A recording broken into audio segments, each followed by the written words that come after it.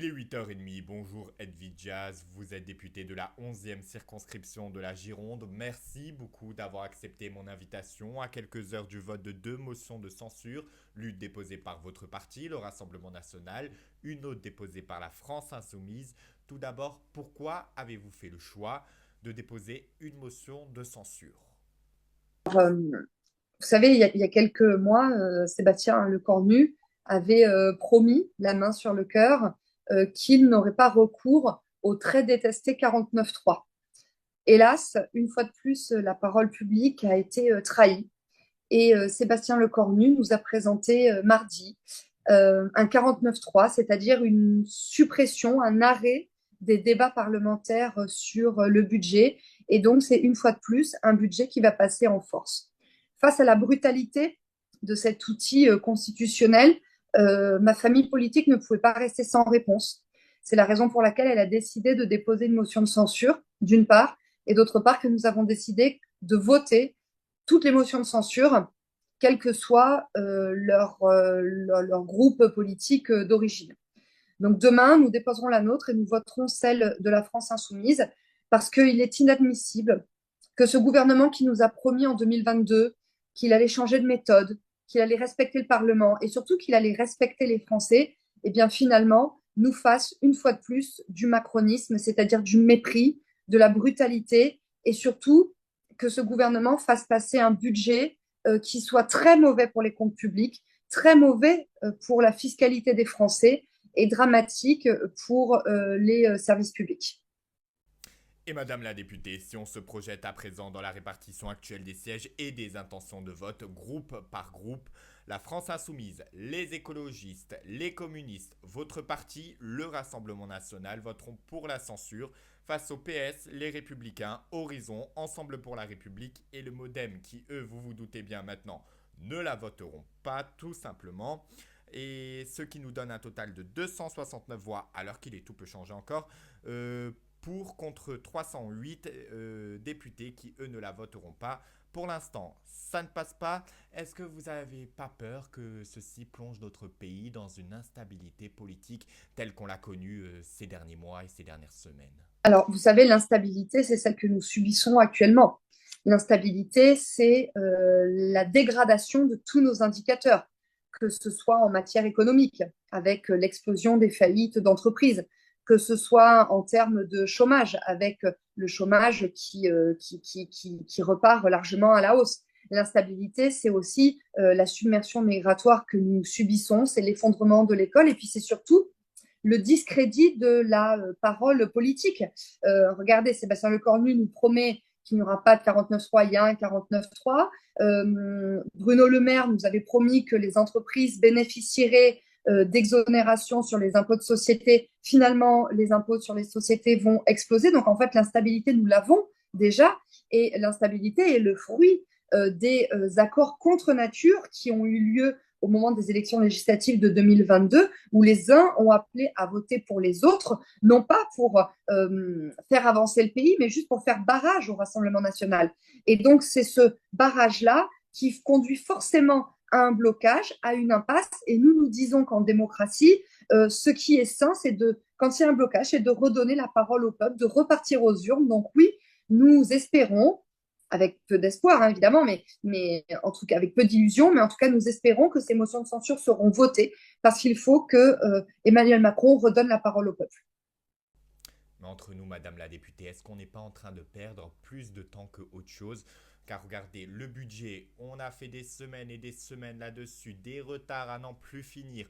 Plus maintenant, ces motions de censure, alors qu'on sait que pour l'instant ça passe, on ne perdrait pas un peu du temps face à d'autres projets qui eux aussi méritent leur place dans l'hémicycle? Alors ça ne fait pas perdre du temps, mais ça permet aux Français de voir qui soutient le gouvernement et qui ne le soutient pas. Si cette motion de censure ne va pas passer, c'est parce que le gouvernement peut compter sur ses alliés dociles, notamment des républicains, mais aussi sur le Parti socialiste, qui a une responsabilité immense dans cette situation. Moi, si j'étais socialiste, j'aurais honte de me regarder devant un miroir. Pourquoi Parce que ces gens qui font donc 2% à l'élection présidentielle, eh bien, ce sont littéralement vendus en 2024 à l'extrême gauche radicale en France, c'est-à-dire à la France insoumise, aux écologistes et aux communistes. Ils se sont vendus pour obtenir des circonscriptions.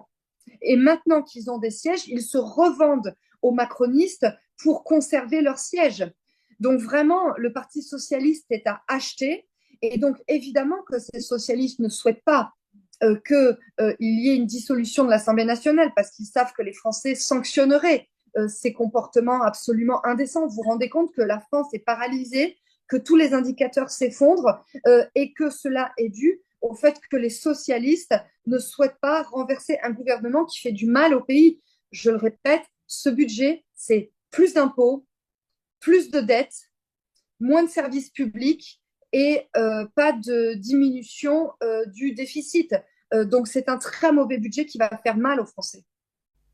Et concernant le pouvoir d'achat présent des Français, le gouvernement a récemment annoncé des taxes sur les grandes entreprises pour dégager des marges budgétaires. Selon vous, ces mesures sont-elles vraiment utiles pour aider le pouvoir d'achat de nos compatriotes? Non, parce que le gouvernement euh, pourrait réaliser des économies pour redonner précisément du pouvoir d'achat aux Français. Sauf qu'ils n'ont fait aucune proposition en matière d'économie. Et même, je vais vous dire, ils ont refusé l'intégralité du contre-budget qui a été proposé par le Rassemblement national. Nous, nous proposions de faire des économies sur la fraude sociale, la fraude fiscale, la contribution de la France au budget de l'Union européenne. Nous voulons aussi revaloriser le travail pour amorcer un cercle vertueux. Et donc, pour cela, il faut alléger les charges sur les entreprises. Et malheureusement, ça n'est pas du tout la trajectoire prise par le gouvernement. Bien au contraire, ça serait un budget de matraquage fiscal pour les entreprises et un budget de purge sociale pour les Français. Et je le dis, il y a de plus en plus de Français qui vivent sous le seuil de pauvreté. Il y a de plus en plus de demandeurs d'emploi de notre pays. Et à cause de cette politique menée par Emmanuel Macron, la situation ne va hélas pas s'améliorer. Et réponse donc, cet après-midi, le gouvernement de Sébastien Lecornu va-t-il tomber? Est-ce que l'État aura un budget pour l'année 2026? Réponse donc tout à l'heure. Évoquons à présent le sujet de l'immigration avec ces chiffres qui évoquent près de 700 000 personnes en situation irrégulière en France, un chiffre que l'État a lui-même confirmé en octobre 2025. Comment, selon vous, doit-on gérer cette population invisible sans les stigmatiser?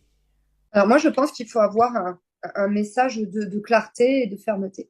Avec Marine Le Pen, vous savez, nous souhaitons proposer un référendum constitutionnel, de manière à ce que les Français qui ne sont jamais consultés sur la question de l'immigration puissent redevenir maîtres en la matière. Euh, et donc, je pense que c'est vraiment une solution humaniste que de dire aux gens, écoutez, ne venez pas en France si vous n'êtes pas arrivé dans les règles.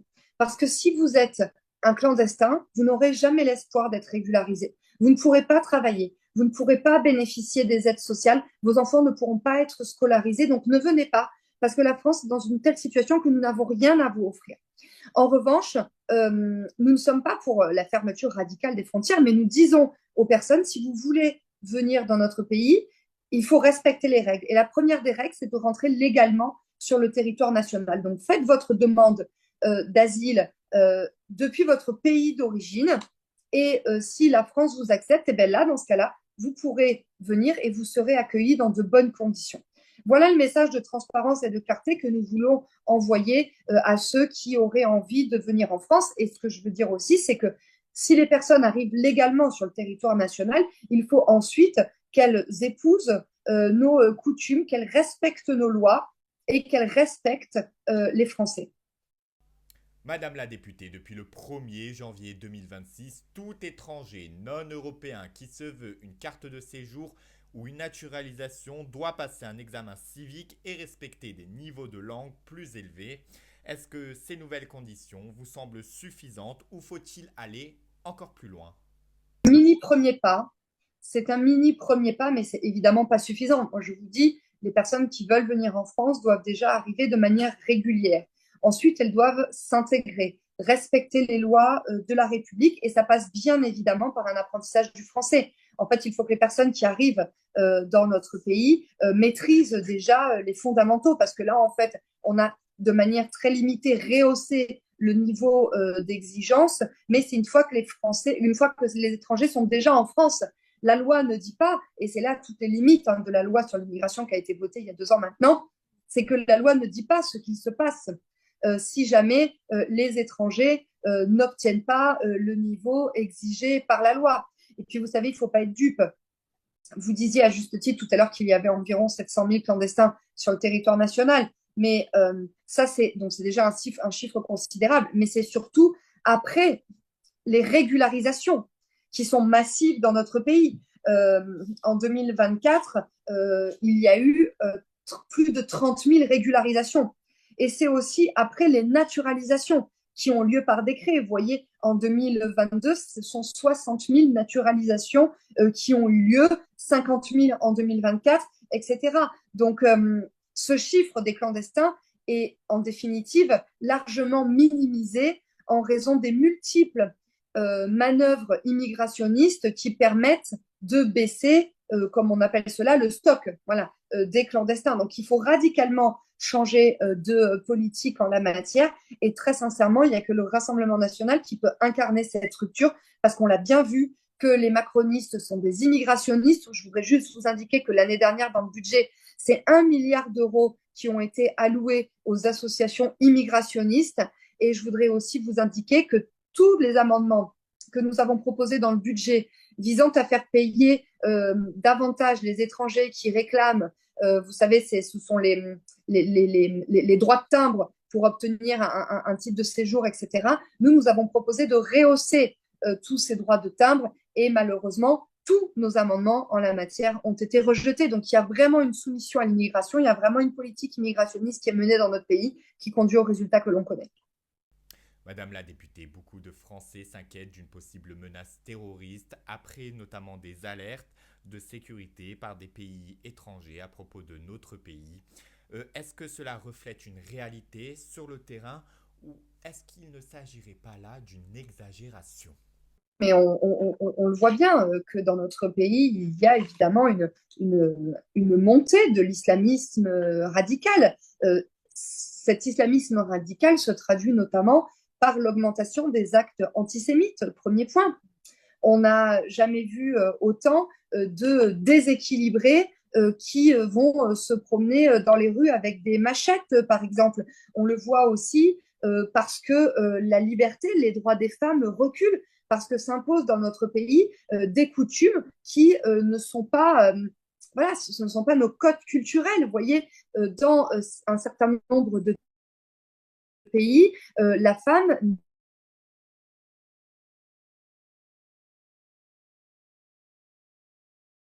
ces manifestations de l'islamisme radical, il faut faire preuve de fermeté et cette fermeté, elle est incarnée par le Rassemblement national. Je vous rappelle que donc c'était le 9 février 2021, Marine Le Pen a déposé une proposition de loi visant à lutter contre les idéologies islamistes, c'est-à-dire on ferme les mosquées radicales, on lutte contre l'entrisme-islamisme dans les écoles, par exemple, on fait preuve de beaucoup plus de fermeté vis-à-vis des femmes qui porteraient le voile intégral, on expulse les délinquants et criminels étrangers et tout ceci peut être mis en œuvre. Simplement, les macronistes, avec leurs alliés gauchistes et leurs alliés soumis LR, n'ont pas souhaité mettre à l'ordre du jour notre proposition de loi. Et récemment, une enquête a été ouverte après la mort d'un migrant en garde à vue à Paris, soulevant des questions sur l'usage de la force par la police. Comment, Madame la députée, concilier sécurité publique et respect des droits fondamentaux, tout simplement? Bon, déjà, la situation que vous décrivez est un drame. Il n'est pas normal qu'en France, on meure, y compris si on est un migrant, y compris si on est en garde à vue. Si les causes de ce décès ne sont pas naturelles, bien évidemment, il doit y avoir une enquête. Pour autant, je ne voudrais pas que ce drame soit instrumentalisé par l'extrême gauche radicalisée, notamment la France insoumise, qui ose dire dans ses meetings que la police tue. Vous savez, moi, j'ai reçu à l'Assemblée nationale, il y a quelques jours, Assa Traoré, qui a été invité à l'Assemblée nationale par la France insoumise et qui a dit qu'il y avait une violence systémique et des violences systémiques policières. Moi, je ne suis pas du tout d'accord avec cela. Je considère que la police dans notre pays est éminemment respectable, que nos policiers réalisent un travail très compliqué et ils le font de manière remarquable. Donc, s'il y a eu une faute individuelle qui a été commise, bien évidemment, il faut que ce policier soit sanctionné et je vous garantis que les policiers ne font pas du tout preuve de largesse hein, quand ils commettent une faute. Ils sont durement sanctionnés et c'est normal. Euh, mais pour autant, il ne faut pas instrumentaliser un drame. Et moi, je refuse à ce qu'on dise que la police tue en France. Et la sécurité des lieux de culte fait partie des priorités du ministère de l'Intérieur de 2026. Est-ce que l'État fait assez pour leur sécurité? Non, absolument pas. Je veux dire, on n'a jamais eu autant d'actes antichrétiens ces dernières années, tout comme autant d'actes antisémites ces derniers temps. Tout ceci est évidemment à condamner, mais je le dis, tout ceci est aussi en lien avec la montée de l'islamisme radical. Vous voyez, moi j'ai déposé une question écrite il n'y a pas très longtemps au ministère de l'Intérieur pour dire qu'est-ce que vous allez faire pour protéger ces lieux de culte. Vous voyez, moi, je suis élue en Nouvelle-Aquitaine, à Agen, il y a quelques jours. C'est une église qui a été vandalisée. Donc, bien sûr qu'il faut à la fois renforcer la protection des lieux de culte, mais aussi il faut sanctionner plus sévèrement ceux qui s'en prennent à nos lieux de culte parce que nous sommes en France et nous devrions avoir le droit d'exercer notre religion sans se sentir menacés. Voyez ce que je veux dire. Madame la députée, changeons totalement de sujet et évoquons une crise qui touche les Français et les Françaises. Il s'agit de la crise agricole. Le Parlement européen a voté il y a quelques jours pour saisir la Cour de justice de l'Union européenne afin de vérifier la légalité de l'accord sur le Mercosur qui suspend le processus de ratification. Edwige Jazz, quelle est votre analyse de ce vote serré? Si je ne me trompe pas, c'était 334 et 324. Oui, c'est ça. Moi, je voudrais vraiment féliciter mes collègues du groupe Les Patriotes pour l'Europe, présidé par Jordan Bardella, qui ont été très mobilisés sur cette question. Et oui, c'est grâce à la mobilisation du Rassemblement national que cette proposition de résolution visant à obliger la Commission à saisir la Cour de justice de l'Union européenne, eh bien, c'est grâce à nous que cette proposition de résolution a été adoptée. Je vais vous dire, nous, notre soutien à l'égard des agriculteurs, il est constant. Nous nous opposons depuis le début au Mercosur, contrairement à Emmanuel Macron qui a tenu des discours divergents sur le sujet. Nous avons lutté contre toutes les surtaxations que Emmanuel Macron et sa grande amie Ursula von der Leyen veulent mettre en application. Je pense par exemple sur la taxe carbone aux engrais, vous voyez, la MACF, qui était une taxe qui allait encore plus pénaliser les agriculteurs. Nous avons lutté contre tout ce qui était les dispositifs de Green Deal, de ferme à la fourchette, qui sont les promoteurs de l'idéologie de la décroissance si chère à l'extrême gauche. Nous avons souhaité que la loi du plan soit adoptée à l'Assemblée nationale. Malheureusement, là, une fois de plus, l'extrême gauche a saisi le Conseil constitutionnel qui l'a détricoté. Et moi, je voudrais quand même dire qu'à l'Assemblée nationale, la gauche est en première ligne quand il s'agit de taxer encore davantage les agriculteurs et notamment nos viticulteurs. Ils sont très imaginatifs quand il s'agit d'inventer des taxes qui pèsent encore plus sur la compétitivité de nos exploitations agricoles. Le résultat, il est dramatique. Vous voyez, dans ma région, Nouvelle-Aquitaine, ce sont entre 5 et 6 exploitations agricoles qui ferment par jour. Ce sont des agriculteurs qui vivent sous le seuil de pauvreté. Et face à ça, on a une ministre de l'Agriculture, Madame Genevard, qui est totalement impuissante et qui est incapable de protéger nos agriculteurs. Moi, je vais vous le dire, j'ai été les voir sur les barrages, là, juste avant les fêtes, notamment au barrage de Cestas, et ils m'ont dit, bah, heureusement que vous êtes là pour nous soutenir parce que les autres fuient leurs responsabilités.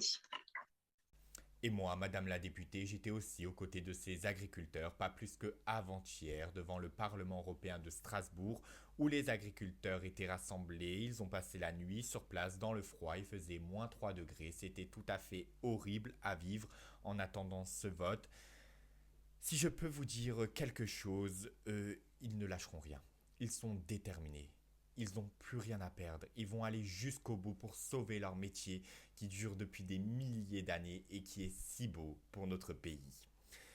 Mais je sais aussi que lors des nombreux échanges que j'ai pu avoir avec eux, je sentais dans leur regard et dans leur dire, ils se sentaient délaissés.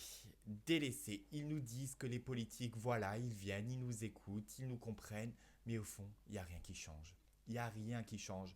C'est que des paroles en l'air. Et ça, les agriculteurs, ils en ont marre.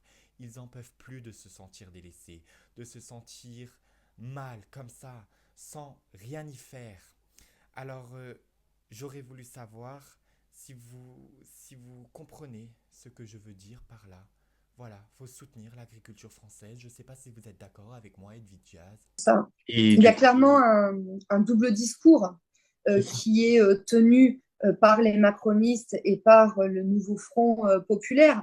Vous voyez comment on peut dire à des agriculteurs on vous soutient, alors que dans le même temps, vous faites tout pour imposer l'idéologie de la décroissance, que vous faites par exemple au mois de janvier le dry January, voilà, c'est-à-dire que vous stigmatisez par exemple nos viticulteurs, que vous ne faites rien pour empêcher la concurrence internationale déloyale. On le voit avec le Mercosur, mais on voit aussi avec tous les traités de libre-échange qui ont été signés par les macronistes depuis des années. Je crois qu'il y a une quarantaine de traités de libre-échange qui sont actuellement en vigueur et qui font terriblement de mal à nos producteurs. Donc, il y a une vraie hypocrisie, mais vous savez, les agriculteurs sont en train d'ouvrir les yeux et ils se rendent compte que le seul groupe politique qui les défend avec constance, avec cohérence et surtout avec détermination, eh bien, c'est le Rassemblement national. C'est certainement ce qui explique que Jordan Bardella, lui, quand il va au Salon de l'Agriculture avec Marine Le Pen, eh bien, eux ne se font pas huer. C'était évidemment pas le cas d'Emmanuel Macron il y a quelques années.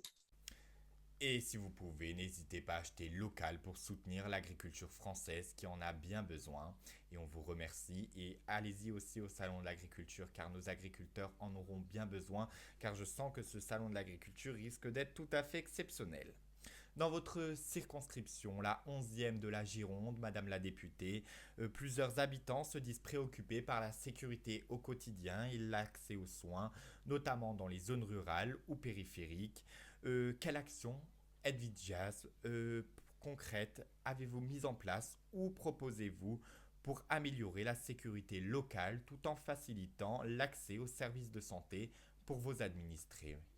Alors, sur la partie sécurité, bon, je pense que tout le monde sait que le Rassemblement national est vraiment fer de lance en matière de lutte contre l'insécurité. Donc, je l'ai dit, nous avons proposé un certain nombre de propositions de loi, comme par exemple l'expulsion systématique des délinquants étrangers, parce qu'il y a des crimes qui sont évitables dans notre pays. Et donc, il faut protéger les Français d'une population étrangère qui se comporterait mal. Il faut bien évidemment développer les caméras de vidéoprotection. Et ça fera partie des axes programmatiques de nos candidats aux élections municipales. Il faut aussi armer la police municipale, pourquoi pas à partir de 5000 habitants. C'est une proposition de loi de ma collègue Anan Mansouri, députée UDR. Nous avons aussi, nous, proposé d'obliger la création d'une police municipale à partir des communes de plus de 10 000 habitants. Donc, vous voyez, nous disposons d'un arsenal juridique qui n'a plus qu'à être voté à l'Assemblée nationale. Malheureusement, nos opposants politiques ne souhaitent pas inscrire à l'ordre du jour nos propositions de loi. Sur la partie des soins, pareil, malheureusement, de plus en plus de Français vivent dans un désert médical. Moi, je vois des urgences qui ferment. Je vois dans ma circonscription, à Blaye, par exemple, des urgences qui ferment l'été, qui ferment la nuit. Et donc, il y a une paupérisation de ces populations, notamment en matière d'accès aux soins. Donc, nous, qu'est-ce que nous proposons? Nous proposons déjà d'arrêter la politique d'Emmanuel Macron, qui, depuis qu'il est élu, a fermé de très nombreux lits d'hôpitaux. C'est pour ça qu'il faut revaloriser le travail des soignants, réinvestir massivement dans l'hôpital et notamment dans l'hôpital public de proximité. Et nous avons proposé une loi visant à permettre au personnel de santé de bénéficier d'une exonération d'impôts en cas de situation de cumul entre l'emploi et la retraite. Parce qu'il y a des professionnels de santé qui ont envie de travailler plus longtemps, mais qui ne le font pas parce qu'au final, ils payent davantage d'impôts. Donc, ils se disent à quoi bon aller travailler si je ne peux pas, évidemment, avoir un gain financier. Donc, nous avons proposé aussi déposé une proposition de loi qui a été rejetée par les autres groupes politiques de manière scandaleuse. C'était la gratuité des parkings dans les hôpitaux publics. Parce qu'il y a un grand nombre de citoyens qui se disent, écoutez, je vais quand même me faire soigner à l'hôpital et finalement, ça me coûte excessivement cher de parking. Nous avons proposé cette loi qui, de manière totalement sectaire, a été refusée par nos opposants politiques. Voilà, d'une manière générale, nous avons voté sur le PLFSS pour toutes les mesures qui pouvaient être en faveur des malades. Et c'est pour ça que nous nous sommes indignés quand, par exemple, nous avons découvert que le gouvernement voulait fiscaliser les personnes en ALD, vous savez, les allocations de longue durée, c'est-à-dire les personnes malades depuis longtemps. Donc, il faut quand même savoir que le gouvernement, de manière absolument cynique, voulait fiscaliser les ALD. C'est absolument incroyable. Nous sommes largement opposés au moment du PLFSS sur la surtaxe que voulait mettre en place le gouvernement sur les mutuelles, par exemple. Donc voilà, donc je le dis, le Rassemblement national est aux côtés des plus faibles, notamment aux côtés des malades, et nous ferons tout ce qui est en notre pouvoir tant que nous sommes dans l'opposition et nous appliquerons cela quand nous serons aux manœuvres. C'est un immense respect des malades et des soignants. Et j'aurais voulu savoir à présent quelle initiative pourrait être mise en place pour éviter la fermeture des classes, des écoles qui touchent de nombreuses communes et départements, notamment la Gironde, car c'est douloureux la fermeture d'une école. Certains enfants doivent faire des kilomètres et des kilomètres pour aller en cours. C'est tout à fait horrible et douloureux, n'est-ce pas? Oui, alors nous refusons qu'une école soit fermée sans l'accord du maire. Nous considérons que le maire est le premier concerné et donc il ne faut pas que l'éducation nationale décide de fermer des classes ou des écoles sans l'accord du maire et donc du conseil municipal et donc de la population. Nous souhaitons que les professeurs soient davantage considérés. Ça passe d'une part par une revalorisation salariale, mais ça passe aussi par la fin du pas de vague. Vous savez, où la hiérarchie ne soutient pas les enseignants au motif qu'il ne faut pas faire de vague. Nous souhaitons que les enseignants bénéficient de la protection fonctionnelle à chaque fois qu'ils sont agressés dans leur travail. Nous souhaitons aussi mettre fin au harcèlement scolaire. La fin du harcèlement scolaire, ça passe par l'exclusion du fauteur de trouble. Parce que là, aujourd'hui, ce sont les honnêtes familles, ce sont les victimes qui sont obligées de changer d'école alors que le harceleur continue de rester dans cette école. Il faut absolument multiplier le nombre de centres éducatifs fermés. Il faut qu'il y en ait au moins un par département, de manière à ce que les délinquants, aussi jeunes soient-ils, et ça peut être aussi très bien des harceleurs d'enfants à l'école, eh bien, il faut qu'ils aient immédiatement une sanction. Et d'une manière générale, il faut protéger les élèves et les professeurs de l'entrisme islamiste.